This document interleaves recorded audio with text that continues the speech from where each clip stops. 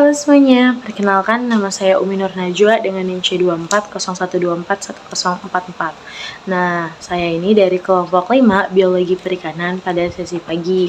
Di sini saya akan membuat video penugasan mengenai micro teaching praktikum makanan ikan. Nah, jadi di sini aku mau tahu dulu nih dari teman-teman. Teman-teman tahu nggak sih apa itu makanan? Apa itu kayak pertumbuhan gitu?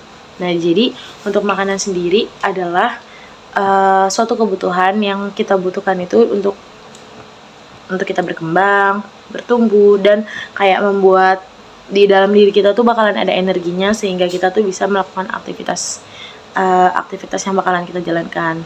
Nah, makanan ini tuh sangat dibutuhkan oleh makhluk hidup yang ada di muka bumi ini, entah itu mulai dari manusia, bakteri, hewan, tumbuhan, dan lain macam sebagainya yang bisa kita sebut dengan makhluk hidup. Nah, dari situ kita juga bisa tahu kalau pertumbuhan itu merupakan kayak siklus di mana hewan atau makhluk hidup ini tuh yang tadinya dia kecil, misalnya dia dari embrio, terus lama-lama dia akan berkembang dan bertumbuh menjadi yang seperti sekarang. Nah, selanjutnya yang mau saya bahas itu mengenai ikan itu sendiri. Jadi ikan itu terbagi menjadi 3 golongan. Golongan yang pertama itu ada karnivora, yang kedua ada herbivora, dan yang ketiga adalah omnivora. Karnivora ini dia itu pemakan daging. Kalau herbivora dia pemakan tumbuhan, dan omnivora adalah pemakan segalanya atau dia bisa memakan daging dan memakan tumbuhan. Nah, di dalam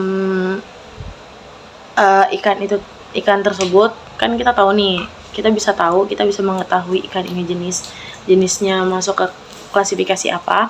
Itu kita melakukan analisis atau pengamatan di mikroskop. Nah, untuk langkah-langkah di mikroskop ini itu kurang lebihnya seperti yang akan saya sebutkan ya. Jadi untuk langkah-langkahnya itu, yang pertama ada kita siapkan alat dan bahan. Yang kedua ada kita siapkan sampel yang telah kita awetkan menggunakan formalin. Terus langkah selanjutnya adalah ambil lambung dan usus. Lalu kita timbang di timbangan digital.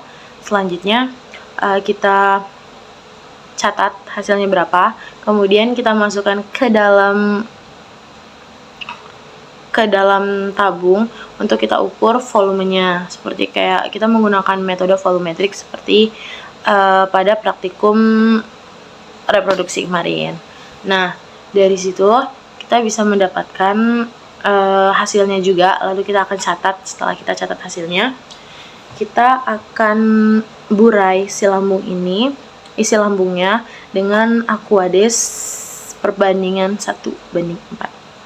Nah, setelah kita burai sampai halus, sampai dia yang kayak dia udah kecil-kecil gini nih, baru kita pipet dan kita taruh di atas kaca preparat. Dimana kaca preparat ini tuh kita bagi menjadi 3 lagi, ada pengulangan 1, pengulangan 2, dan pengulangan 3. Dimana setiap kali pengulangan itu terdapat 5 spotlight yang harus kita amati. 5 spotlightnya ini adalah pojok kanan atas, pojok kiri bawah, pojok kiri atas, pojok kanan bawah, dan bagian tengah. Nah, dari sini setelah kita mengamati spotlight itu, kita akan mendapatkan kayak spesies atau yang namanya hewan apa aja sih yang dimakan oleh ikan itu sendiri. Nah, seperti yang dilakukan oleh kelompok saya, di pas praktikum tadi saya mendapatkan bagian untuk kayak mengidentifikasi kalau ini tuh sebenarnya masuk ke fitoplankton, zooplankton, atau bentos, atau bahkan kalau itu sisik gitu kan.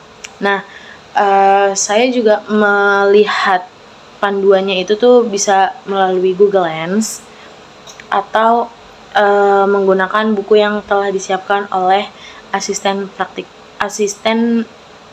praktikum di meja masing-masing. Kalau di meja saya itu ada Kak Sevilla yang tadi membawakan buku mengenai kayak fitoplankton, zooplankton, bentos, salanterata, dan lain macam sebagainya. Nah, dari situlah kita dapat mengidentifikasi ada apa aja sih mikroorganisme yang terdapat di dalam lambung ikan itu. Nah, selanjutnya setelah kita identifikasi, kita melakukan analisis data nih. Analisis datanya sendiri itu yang tadi saya udah bilang, kita tuh bisa menggunakan metode volumetrik, terus metode grafik, metode persen, dan yang terakhir adalah metode jumlahnya. Nah, dari apa sih kayak input, bukan input, output dari yang kita dapatkan materi praktikum pada pagi ini itu tuh ada tiga subbab atau kayak 3 pokok bahasaan. Yang pertama itu ada IP, yang keduanya itu ada ruas relung, dan yang terakhir adalah tumpang tindih.